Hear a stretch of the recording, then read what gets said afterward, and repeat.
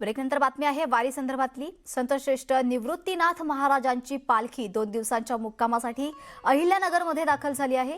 निवृत्तीनाथ महाराजांचा 729वा संजीवन सोहळा पार पडत असून कीर्तन अभंगाच्या गजरात भाविक पालखीचे दर्शन घेत आहेत। दरम्यान वारीमध्ये अन्न आणि औषध प्रशासन आयुक्त तुकाराम मुंढे यांच्या धडक कारवाईचे वारकऱ्यांनी कौतुक केलंय।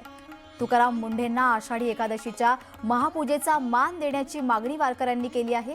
आयुक्त तुकाराम मुंढे यांनी राज्यात ज्या पद्धतीनं भेसळी विरोधात आणि बनावट पदार्थांविरोधात कारवाईचा बडगा उगारला आहे, त्यामुळे जनतेला भेसळमुक्त पदार्थ मिळू लागल्याने वारकऱ्यांनी असं सांगितलं आहे।